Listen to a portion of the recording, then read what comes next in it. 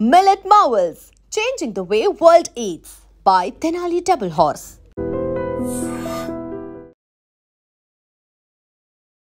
కాసేపటి క్రితమే sensational decision actually కొన్ని రోజుల నుంచి కూడా మనకు తెలుసు కల్వకుంట్ల కవితని మేబీ పార్టీ సస్పెండ్ చేయొచ్చు ఎందుకంటే ఆమె మాట్లాడుతున్న మాటలు కావచ్చు ఏకంగా పార్టీకి సంబంధించిన వ్యక్తుల మీదనే అట్లాగే దగ్గర వ్యక్తులు పెద్ద వ్యక్తుల మీదనే ఆమె కామెంట్స్ చేయడం దీంతో రాష్ట్ర సమితి బీఆర్ఎస్ రాష్ట్ర సమితి డిసిషన్ అయితే తీసుకుంది. ఒకసారి ఆ లెటర్ నా చేతిలో ఉంది. పార్టీ ఎమ్మెల్సీ శ్రీమతి కె కవిత ఇటీవల కాలంలో ప్రవర్తిస్తున్న తీరుతెన్నులు కొనసాగిస్తున్న పార్టీ వ్యతిరేక కార్యకలాపాలు బీఆర్ఎస్ పార్టీకి నష్టం కలిగించే రీతిలో ఉన్నందున పార్టీ అధిష్టానం ఈ నిర్ణయాన్ని తీవ్రంగా పరిగణిస్తోంది. పార్టీ అధ్యక్షులు శ్రీ కె చంద్రశేఖరరావు గారు శ్రీమతి కె కవితను తక్షణం పార్టీ నుంచి సస్పెండ్ చేస్తూ నిర్ణయం తీసుకున్నారు. ఎవరు అంటే పార్టీ క్రమశిక్షణ వ్యవహారాల బాధ్యులు ప్రధాన కార్యదర్శి సోమ భరత్ కుమార్ అట్లాగే టి రవీందర్ రావు ఆయన ప్రధాన కార్యదర్శి. ఇది లెటర్ రిలీజ్ అయినటువంటి సిచ్యువేషన్. మనతో పాటు సీనియర్ పొలిటీషియన్ రాజయ్య యాదవ్ గారు ఉన్నారు. మనకు తెలుసు బీజేపీకి సంబంధించిన సీనియర్ లీడర్ కూడా. ఒక్కసారి ఒపీనియన్ తెలుసుకునే ప్రయత్నం చేద్దాం. సార్ నమస్తే. Sir big decision. ఇప్పుడు కవితని లాస్ట్కి వస్తే పార్టీ ఎప్పుడు సస్పెండ్ చేస్తుంది అన్నారు. లాస్ట్కి వస్తే సస్పెన్షన్ లెటర్ మీ ముందటనే ఇప్పుడు చదివి వినిపించిన సార్. సస్పెన్షన్ వేటు పడింది, ఏంటి రీజన్ ఏంటి అనుకుంటున్నారు సార్? కేసీఆర్ కూతురు కాబట్టి దానికో విలువ, లేకపోతే ఏం విలువ? ఈడల రాయందరూ సస్పెండ్ చేసారు, అది బిగ్ న్యూస్. అది దానికంటే అసలు ఇది ఏమి న్యూస్? ఇది న్యూస్ ఎందుకు అవుతుంది? కేసీఆర్ కూతురు కాబట్టి న్యూస్ చేసుకుంటాను మనం. సార్ ఆమె పొలిటీషియన్ కదా సార్, ఏం ఎంపీ బిడ్డ కాబట్టి ఎంపీ. ఏం సర్వీస్ చేసిందని ఎంపీ? ఉద్యమంలో ఆమె భాగం ఎంత? అది వరకు ఎక్కడ ఉండే? అమెరికాకు బతకపోయింది ఆమె, కాయిదాలు సరిగ్గా లేవు. కేటీఆర్ ఎక్కడికి పోయిండు? అమెరికాకు బతకపోయిండు. ఆయన పిల్లలు కాబట్టి వాళ్ళకు గొప్ప, మిగతా వాళ్ళకు అనేక మంది కష్టపడి అనేక మంది ఆస్తిపాస్తులను పోగొట్టుకొని కేకే మహేందర్ రెడ్డి కంటే గొప్ప, ఈడర్ రాజేందర్ కంటే గొప్ప, మాట్లాడే రాజయ్య యాదవ్ కంటే గొప్పోళ్ళు ఏం కాదు. ఇదే రాజయ్య యాదవ్ కండవ కప్పిండు కేటీఆర్కు, సభ్యత్వం ఇచ్చింది వీడే. కేసీఆర్ సొంత జైలు పోయింది వీడే. మాకంటే ఏం గొప్ప కాదు. మేము రాజీనామా చేసిపోయినాం ఈ పార్టీల నుంచి. అనేక మంది పార్టీ కార్యక్రమాన్ని నెత్తికేసుకొని ఇల్లు సంసారం ముంగిలి బాసి భార్య పిల్లలను కూడా ఖాతరు చేయకుండా ఉద్యమం కోసం నిరంతరం పనిచేసిన వాళ్ళు ఈ పార్టీల నుంచి విడిచిపెట్టిపోయిన్లు. ఆనాడే ఈ పార్టీ ఖతమైపోయింది. ఇది కుక్కలు చింపిన విస్తరైంది, కొంగలు దొక్కిన మడుగైంది.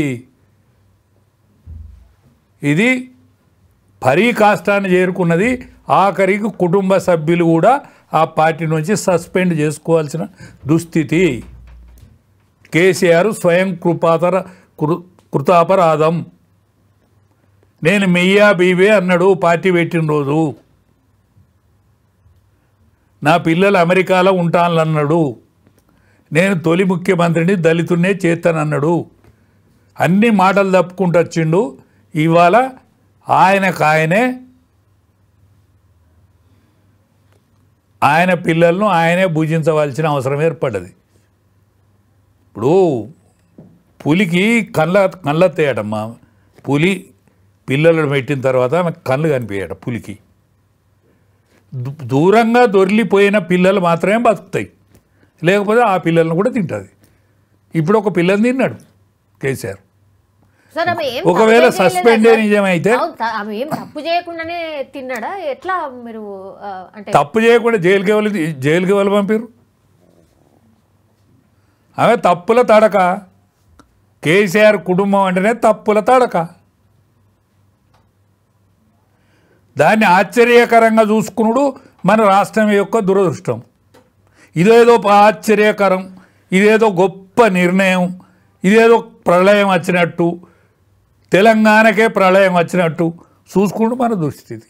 అంటే గతంలో మీరు ఈటల రాజేందర్ గురించి మాట్లాడారు కాబట్టి ఆయన పార్టీ నుంచి వెళ్ళిపోయేలాగా చేశారు అనేది కూడా మనం గమనించినాం సార్. ఇక్కడ అది కాదు, తనే చాలా రోజుల నుంచి కూడా పార్టీకి సంబంధించిన వాళ్ళ గురించే మాట్లాడుతున్నారు, క్వశ్చన్ చేస్తున్నారు. నిన్న చూసిరు కదా మీరు ప్రెస్ మీట్లా డైరెక్ట్ గా కామెంట్ చేసిరు, మా నాన్నని ఇంత ఇబ్బంది పెడతారా, సిబిఐ ఎంట్రీ కావడానికి మీరే బాధ్యులు అని ఇద్దరు పేర్లు తీసుకొని మాట్లాడారు. ఇద్దరు పేర్లు కాదమ్మా, సిబిఐ వాళ్ళ ఈవెన్ జైల్లో పెట్టిండ్లు, ఏదో పొరపాటు చేస్తేనే కదా జైల్లో పెట్టింది. సిబిఐ ఎంక్వైరీ కానీ ఇవాళ ప్రకాశం అది మన ఏది కాళేశ్వరం కోసం సిబిఐ ఎంక్వైరీకి శాసనసభ ఆమోదం తెలిపింది. అనేక గంటల పాటు అనేక మందితోని చర్చించిన తర్వాత ఒక నిర్ణయానికి వచ్చిండ్రు. ఘోష్ కమిషన్ ఏదైతే చేసిందో కమిషన్కు శిక్షించే అధికారం కానీ లేకపోతే తప్పును వాళ్ళు ఏరి పెడతారు తప్ప వాళ్ళకు అధికారం లేదు. శాసనసభ చర్చించింది, శాసనసభ చర్చించి సిబిఐకి అప్పగించింది. అప్పగిస్తే మా తండ్రిది సిబిఐకి అప్పగిస్తారా అంటే అదొక పెద్ద వార్త. మన కర్మగాలి ఏమైతుందంటే ఈ యావత్ తెలంగాణ అనేక సంవత్సరాల బానిసత్వం కింద మగ్గిన తెలంగాణ 1000 సంవత్సరాల బానిసత్వం 77 ఏళ్ళ స్వాతంత్రం తర్వాత కూడా ఇవాళ ఒక కుటుంబం గురించి తెలంగాణ సొమ్మును దోషిన కుటుంబం గురించి మాట్లాడుకోవాల్సిన దుర్దశ మనకు పట్టినందుకు నేను చింతిస్తాను. వాళ్ళ గురించి లెక్క పెట్టుకోవద్దు, ఆ పార్టీ పని అయిపోయింది. ఇది మొదటిది. అందులో ఒకటి కుటుంబము చేర్చుకునుడే తప్పు అనేందుకు మొట్టమొదటి నిదర్శనం కవితను సస్పెండ్ చేస్తే, ఒకవేళ చేస్తే ఎందుకంటే కుటుంబమే కదా, మళ్ళీ తీసుకుంటే ఎంతసేపు బిడ్డేనే మళ్ళీ పోయి ఎత్తుకుంటాడు. ఎత్తుకుంటే కేసీఆర్ బిడ్డను ఎత్తుకున్నాడు కాక ఎత్తుకున్నాడు, ఇదొక వార్త. మనకు దురదృష్టం కేసీఆర్ తీసేస్తే వార్త, కేసీఆర్ దగ్గర తీర్తే వార్త. కవిత అంటే వార్త, కవిత వింటే వార్త. అమెరికాకు బతకపోయిన వాళ్ళకు వీడ్కోలుకు ఒక వార్త అవుతుంది, వాళ్ళు వస్తే ఒక వార్త అవుతుంది. 1200 మంది పిల్లలు బలిదానాలు అయితే వార్త కాలే. వాళ్ళ పిల్లలు ఏం చేస్తాను, వాళ్ళ తల్లులు ఏం చేస్తాను, వాళ్ళ తండ్రులు ఏం చేస్తాను, అది వార్త లేదు. దానికోసం అన్వేషణ లేదు. ఈమె పెద్ద కొడుకు సర్టిఫికెట్ పోతే వార్త, మళ్ళొచ్చి ప్రెస్ మీట్ పెడితే వార్త. ఈ దురదృష్టాన్ని అనుభవిస్తుంది ఈ తెలంగాణ. ఇంకా సార్ నార్మల్ గా మాట్లాడితే అసలు వార్తే కాదు సార్, నార్మల్ గా మాట్లాడలేదు కాబట్టి. నార్మల్ ఏంటిది, వాళ్ళకు మాట్లాడే అధికారం కూడా లేదు. వాళ్ళొక మనసులు, వాళ్ళొక మాట, ఆ మాటకు ఒక విలువ, దానికి ఒక వార్త. కేసీఆర్ అంటే కష్టపడ్డాడు, తప్పేం లేదు. కేసీఆర్ గురించి మాట్లాడుకుంటే తప్పులేదు. కేసీఆర్ జ్వరం వచ్చిందంటే తప్పులేదు, వార్తగా చేస్తే తప్పులేదు. కేసీఆర్ పోను, కేసీఆర్ పిల్లలు, కేసీఆర్ మనవరాళ్ళు ఇంకేవాళ్ళని ఉంటే వాళ్ళ గురించి రాసుకోవాల్సిన దుస్థితి ఈ తెలంగాణకు లేదు. తెలంగాణ సాయుధ పోరాటం చేసిన తెలంగాణ, రజాకారులకు వ్యతిరేకంగా బతికిన తెలంగాణ, నక్సలైట్ల పోరాటం చేసిన తెలంగాణ, కలిసి దాని నుంచి విడిపోవాలన్న తెలంగాణ. తెలంగాణ బలం గది, తెలంగాణ బతుకు గది. దొరలను ఎదిరించిన తెలంగాణ, రజాకారులను ఎదిరించిన తెలంగాణ, నవాబును తరిమి కొట్టిన తెలంగాణ. దీనికి గంతిస్తూ ఉన్నది, తెలంగాణ ప్రజానికానికి గంతిస్తున్నది. ఈ గీవీలకు కేసీఆర్ కుటుంబానికి వార్త చేసి బతకాల్సిన దుస్థితి ఏర్పడుతుంది. ఇప్పుడు కేసీఆర్ గతంలో 10 ఏళ్ల పాటు సీఎంగా కొనసాగినరు. ఆ తర్వాత కేసీఆర్ బిడ్డే ఇంతకుముందు మీరు అన్నట్టుగా తను మాట్లాడింది కాబట్టే వార్త. వేరోళ్ళు అయితే ఎప్పుడో చర్యలు తీసుకుంటారు అనేది కూడా ఒకటి ఉండే. మనుషులనగా చూస్తలేరు కదా, వేరే వాళ్ళని మనుషులను చూస్తలేరు, మనుషుల వద్దకు కూడా చూస్తలేరు కదా. 5 జైలు వేయంలు తెలంగాణకు. జయశంకర్ సాబ్, నాయన్ నరసన్న, కెప్టెన్ లక్ష్మీకాంతరావు గారు, కేసీఆర్ గారు, విజయరామారావు గారు, రాజయ్య యాదవ్, వీళ్ళు నిరాహార దీక్ష పట్టిలే, అమర నిరాహార దీక్ష కోసం ఏంలే, వీళ్ళు జైలు వేయలే, వాళ్ళని వార్తం చేస్తలేరు. అనేక మంది నిష్ఠాతులు, కవులు, గాయకులు, తెలంగాణ కోసం అసుగులు వాసిన వాళ్ళు, ఆస్తులు అమ్ముకున్న వాళ్ళు, వాళ్ళకు పెన్షన్ ఇవని ఎందుకు డిమాండ్ చేస్తలేదు తెలంగాణ మన ఏంది సమాజం? వాళ్ళకి ఎందుకు పెన్షన్లు ఇవ్వద్దు? ఏమి చరిత్ర ఉన్నదని ఈయన ముఖ్యమంత్రి అయిండు. పులి లాంటివాడు కదా, బక్కబడి ఓడిపోయింది. కేసీఆర్ అన్యం కాదు, కేసీఆర్ వద్దంటే కదా వచ్చినోడు రేవంత్ రెడ్డి. కేసీఆర్ ఇవ్వబోయే పెన్షన్, కేసీఆర్ నువ్వు ఇస్తానంటివి 250 గదాలు ఇస్తా, నేను పెన్షన్ ఇస్తానంటివి. అదెందుకు వార్త అవుతలేదు? దాన్ని ఎందుకు వార్త చేస్తలేరు మీలాంటి వాళ్ళు? ఎందుకు సార్ అది కూడా వార్తలు ఎందుకు చేస్తలేమో చెయ్యాలే. ఎందుకంటే సోషల్ మీడియాకున్న పవర్ ఇవాళ ప్రపంచాన్ని గడగడలాడిస్తుంది సోషల్ మీడియా. అటువంటి సోషల్ మీడియా ఇటువంటి వాళ్ళను కూడా వెలికి తీయాల్సిన అవసరం, ఆవశ్యకత ఉన్నది సోషల్ మీడియా మీద. ఇవాళ ఒకనాటి పేపర్లో ఏం వార్త వచ్చిందని చూసేది, వ్యాసం ఏమొచ్చిందని చూసేది. ఇవాళ పేపర్ చూస్తలేరు. టీవీలో ఏమవుతుందని ఎదురు చూసేది.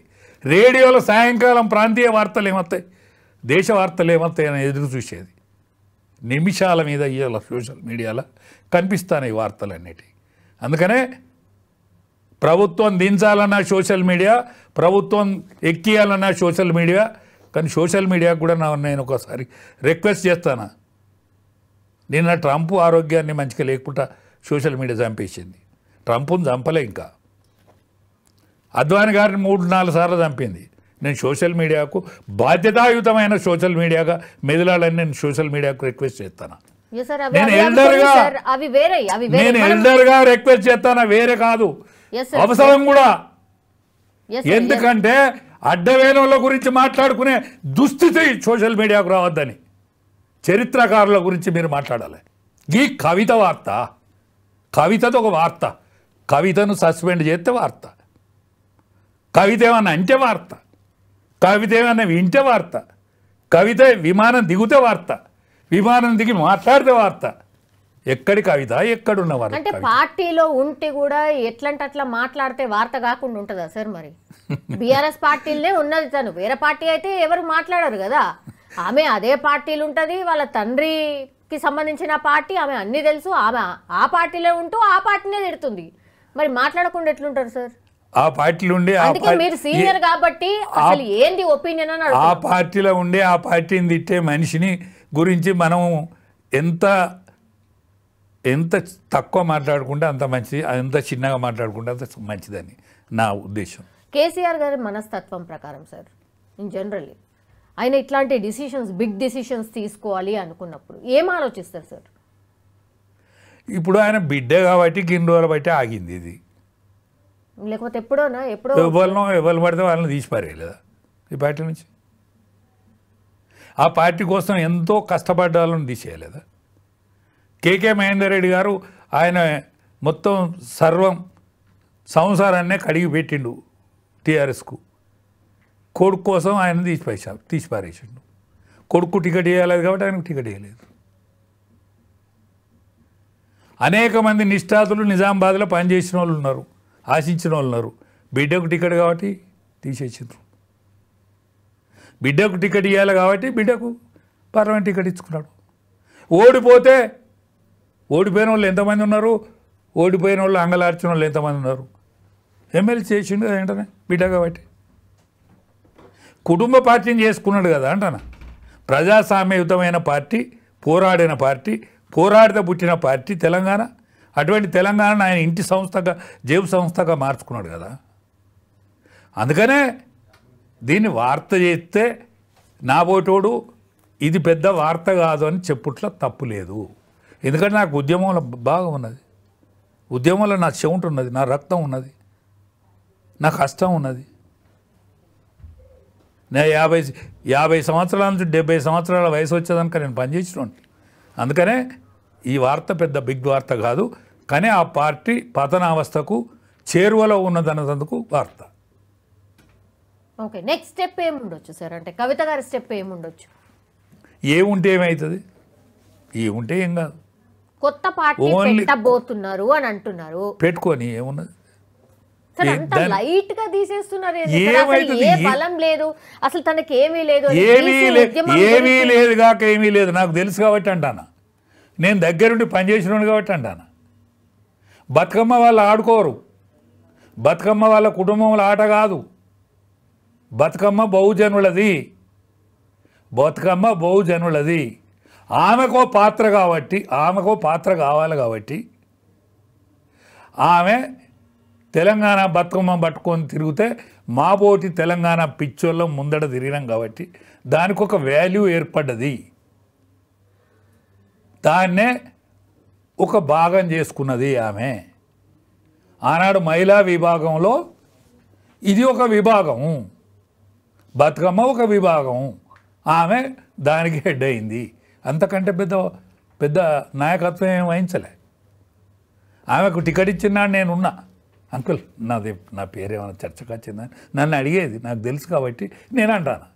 అదే సార్, తండ్రితోని అంత ర్యాపో లేదా, అంత ఈజీగా నా చర్చకు వచ్చిందా నా పేరని నన్ను అడిగిన మాట వాస్తవం, నన్ను అడిగిన మాట వాస్తవం.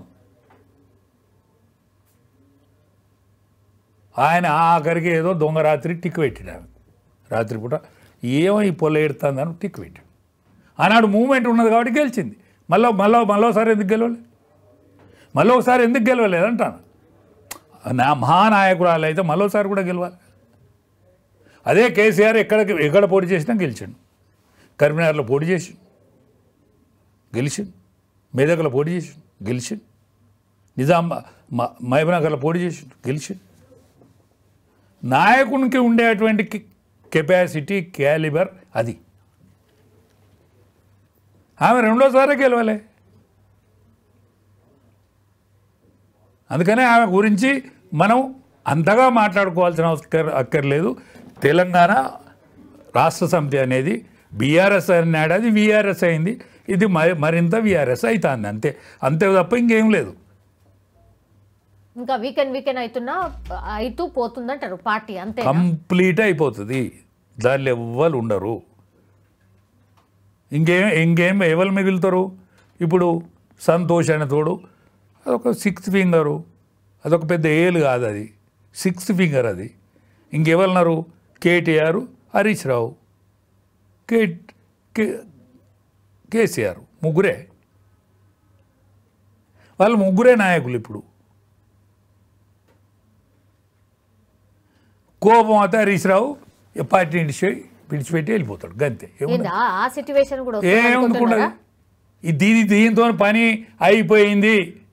కేసీఆర్ కూడా అరే హరీష్, నేను ఎంత చేసినా ఇది రేవు కష్టట్లేదు, నీ పని నేను చూసుకోరా అంటే కథం వెళ్ళిపోతుంది. ఏముంటుంది దీనికి? ఉద్యమం కోసం అంత వీకెన్ అయిందా సార్ కేసీఆర్? అంత వీకెన్ అయినరా?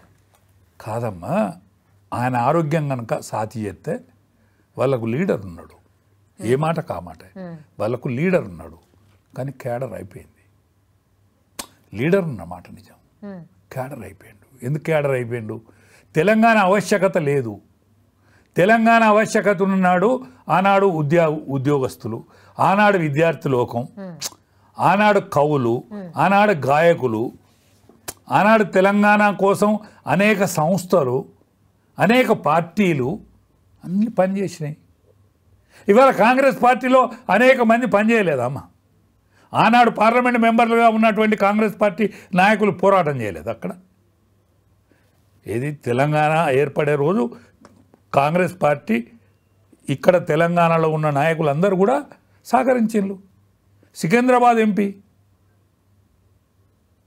ఇవాళ రాజగోపాల్ రెడ్డి, ఇవాళ అనేక మంది నాయకులు ఉన్నారు, తెలంగాణ నాయకులు, వాళ్ళందరూ కూడా పనిచేసిండ్రు. ఆనాడు బాంబులు వేసే పరిస్థితి ఏంది?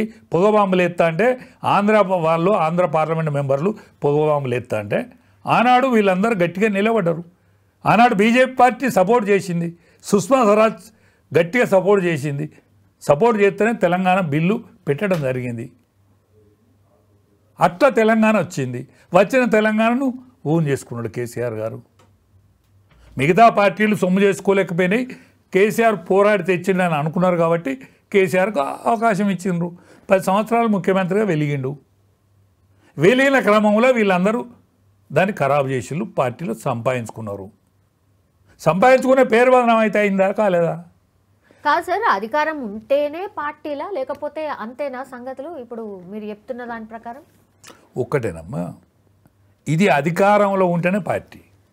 టీఆర్ఎస్ అనేది అధికారంలో ఉంటేనే పార్టీ. ఇది అధికారంలో లేకపోతే పార్టీ మనగలగది.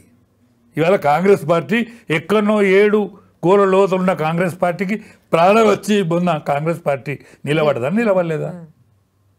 జాతీయ పార్టీ ఒక 8 అసెంబ్లీ గెలిచినటువంటి జాతీయ పార్టీ అయిన బీజేపీ పార్టీ 8 పార్లమెంట్ మెంబర్లు గెలిచిండ్రే.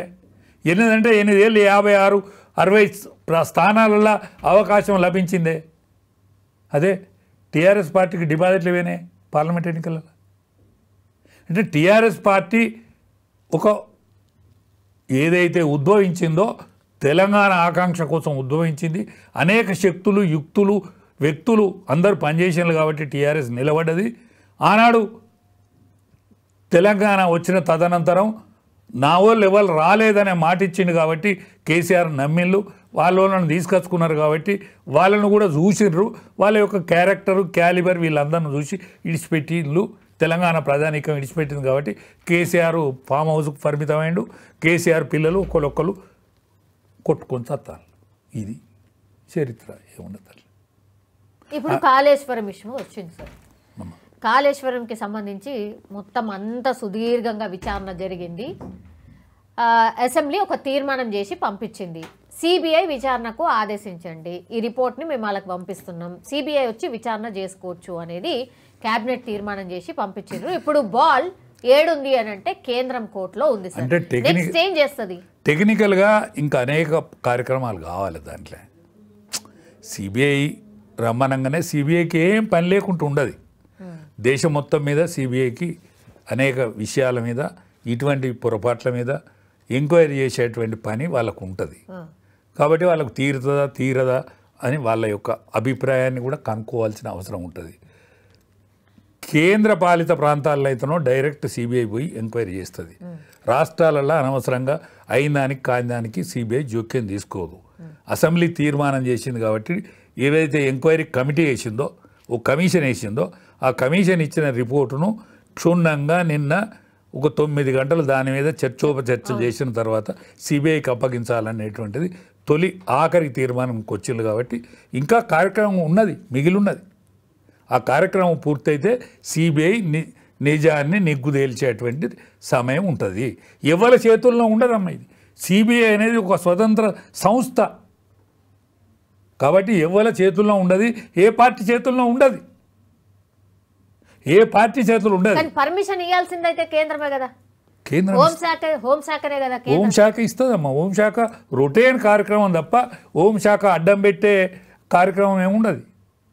మీ యొక్క వ్యక్తులు, మీ యొక్క బలగము, మీ యొక్క వాళ్ళందరూ కూడా సహకారం తీసుకొని మేము ఈ పని పూర్తి చేస్తాం, సహకరించండి, మీరు కూడా సహకరిస్తే మేము పని పూర్తి చేస్తామని టెక్నికల్గా వాళ్ళకి ఉంటుంది, అంతే తప్ప ఏముండదు. నిజం నెగ్గుదేలుతారు. ఎవ్వరైనా ఈ దోషులను విడిచిపెట్టరు కాక విడిచిపెట్టరు. ఎప్పుడు జరగచ్చు? ఇప్పుడు దీన్ని రాజకీయ కోణంగా కూడా చూస్తున్నారు సార్. ఎప్పుడు ఇమ్మీడియట్ గా టేకప్ చెయ్యరు. ఖచ్చితంగా ఇప్పుడు బీఆర్ఎస్ ని బీజేపీలో విలీనం చేస్తే అసలు ఆ చర్చే ఉండదు, సిబిఐ కూడా రాదు అని అంటున్నారు. అట్లా ఎన్నో అంటే ఇవన్నీ అపోహలమ్మా, ఇవన్నీ అపోహలు.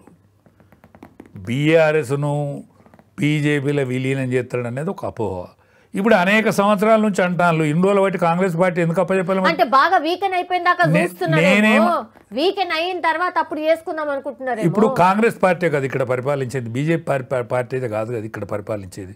కాంగ్రెస్ పార్టీ ఇది తేలిన రోజు వాళ్ళు వచ్చి 2 సంవత్సరాలు దాటింది కదా. ఈ 2 సంవత్సరాల నుంచి ఏం చేసింది కాంగ్రెస్ పార్టీ? సార్ ప్రాపర్ గా ఎంక్వైరీ వెంటనే తీర్మానం చేసి వెంటనే ఈ ఘోష్ కమిషన్ వేయడానికి గిన్ని రోజులు ఎందుకు పట్టింది? అనేక టైం తీసుకున్నది కదా. ఇప్పుడు అప్పచెప్పింది కాబట్టి దాన్ని వీలు ప్రకారం, దాన్ని లెక్క ప్రకారం, దాని పద్ధతి ప్రకారం వెంటనే చర్య తీసుకుంటే కక్ష సాధింపు చర్య అంటారా వెంటనే చర్య పూనుకున్నారు అనుకోండి, కక్ష సాధింపు చర్య ఎవరంటారు? అనుభవించేటోడు. ఎవడైతే ఎప్పుడైనా అంటున్నాడు, ఎప్పుడు అంటాడు అట్లని కాదమ్మా, దానికి ఒక టైం పాబంది ఉంటుంది, దానికి లెక్క వాత ఉంటుంది, దాని టైం పాబంది ప్రకారం చేస్తారు, ఎంక్వైరీ చేస్తారు. దోషులు ఎంతటి వారైనా విడిచిపెట్టరు కాక విడిచిపెట్టరు. కాళేశ్వరంలో మీ లెక్క ప్రకారం ఎన్ని కోట్ల రూపాయల అవినీతి జరిగింది సార్? ఒక్కటేనమ్మా, కాళేశ్వరం కట్టుడు తప్పని ఎవ్వలన్నలేదు. కాళేశ్వరం కట్టుడు తప్పని ఎవ్వలన్నలేదు. కాళేశ్వరం కట్టిన మాట నిజము. కాళేశ్వరం నిపుణులతో కట్టబడ్డదని కేసీఆర్ నోట అనకపోవుడే తప్పు. నేనే కర్త కర్మ క్రియ నా చెవుట వడిపి కట్టినా అని అనడమే కరెక్ట్ కాదు. కాళేశ్వరంకు ఒక స్పెషల్గా కాళేశ్వరంకు ఒక కార్పొరేషన్ ఏర్పాటు చేయడంలో అనుమానాలకు తావిచ్చింది. ఇప్పుడు కేంద్ర ప్రభుత్వం డబ్బులు ఇస్తానన్నది, ఇస్తానన్నా తీసుకోకుండా తక్కువ వడ్డీకి ఇచ్చేటువంటి పైసలను తీసుకోకుండా ఎక్కువ వడ్డీకి కార్పొరేషన్ ఏర్పాటు చేసి తీసుకునే వరకు దానిలో ఏమన్నా తినడానే అపోకు దారితీసింది. నిపుణుల ఆలోచన మేరకే ఇక్కడ కాళేశ్వరం కట్టబడ్డది అని చెప్తే తప్పే లేకుంటుండే, కానీ నిపుణులు కాదు నేనే అన్ని చేసిండనే వరకు దాన్ని తప్పు పట్టుకునే ఆస్కారం ఏర్పడ్డది. అంతకంటే ముందుగాల అందరు వచ్చి దీన్ని చూడాలి అని బస్సులు పెట్టి ఫ్రీ బస్సులు పెట్టి పంపిండు. దాని తర్వాత ఇక్కడికి అత్తే పోలీసు వాళ్ళు ఉంటారు అని బెదిరించిండ్రు. కాబట్టి అనుమానాలకు తావిచ్చింది. ఆ అనుమానాలకు తావేయకుండా ఘోష్ కమిషన్ వేసిండ్రు. అది రిపోర్ట్ వచ్చింది, శాసనసభ కూడా చర్చించి సిబిఐకి అప్పచెప్పింది. కాబట్టి త్వరితగతిన వీళ్ళ ప్రజల యొక్క అనుమానాలను పటాపంచలం చేసే తీరుగా సిబిఐ కూడా చర్య తీసుకుంటే మంచిదని మీ ద్వారా నేను విజ్ఞప్తి చేస్తాను. రాజకీయ దురంధరుడు, రాజకీయ చాణక్యుడు కేసీఆర్ అసలు ఎట్లా జిక్తాడు అనేది కూడా ఇంకో క్వశ్చన్ సార్. అసలు దురంధరుడు అయితే తప్పులు చేయడు కదమ్మా. దురంధరుడు వేరు, తప్పులు చేసుడు వేరు కదా. ఇప్పుడు దుర్యోధనుడు కూడా దురంధరుడే, కానీ తప్పు చేస్తే ఎంత గొప్పోడైనా కూడా శిక్షార్హుడే కదా.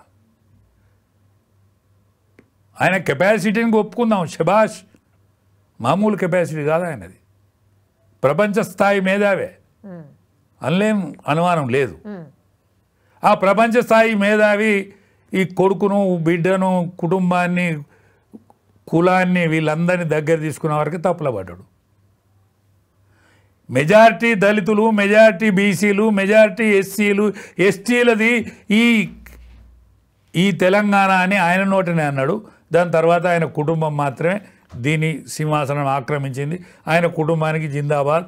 లేకపోతే మమ్మల్ని కొట్టిన వాళ్ళను, ఉద్యమకారులను తిట్టిన వాళ్ళను వాళ్ళని లీడర్లను చేసి మమ్మల్ని నమస్తే పెట్టు అని కాడికి తీసుకొచ్చుడే ఈ దరిద్రానికి మూల కారణమై కూర్చున్నాడు, అంతే తప్ప. లాస్ ఉన్నాయి, కోర్టులు ఉన్నాయి, ఆల్రెడీ అప్రోచ్ అవ్వడం స్టార్ట్ చేసిండ్రు కూడా. ఎక్కడ కూడా లేదా సార్ ఛాన్స్? అంటే సిబిఐ విచారణ వరకు కూడా పోకుండా కెపాసిటీ ఎందుకు ఆపాలి మరి? ఆయన కూడా నిజం నీకు తేలితే మంచిదే కదా. ఆయన కూడా మరి రాకపోయే కదా సార్, మరి అసెంబ్లీకి వచ్చి ఆన్సర్ చెప్పాల్సింది కదా. రాకపోయే ఆయనకి హెల్త్ మంచిగా లేనట్టున్నది, లేకపోతే వస్తున్నాడు ఇదివరకు రాలేదా? ఇదివరకు వచ్చింది కదా. ఆయన కొద్దిగా నాది నడతలేదంటే ఆయన వచ్చే బాపతి మనిషి కాదు, కానీ కావచ్చు, కానీ హెల్త్ కూడా మంచిగా లేనట్టున్నది. హెల్త్ కూడా ఒక ప్రధాన కారణం అయి ఉంటుంది. ఓకే, నిన్నటి నుంచి కూడా పార్టీ నేతలతోని కంటిన్యూషన్గా ఫామ్ హౌస్లో చర్చలు జరుపుతున్నారు. ఈరోజు కూడా కొనసాగిన పరిస్థితే ఉంది సార్, అదే వార్తలు వస్తూ ఉన్నాయి. జనరలీ సార్ ఆయన ఏ టైంలో ఇట్లాంటి చర్చలు చేస్తూ ఉంటాడు? కంటిన్యూషన్ గందరగోళం టైంలో శరీరాన్ని ఇవన్నిటి కూడా మర్చిపోయి మాట్లాడతాడు, చేస్తాడు ఆయన.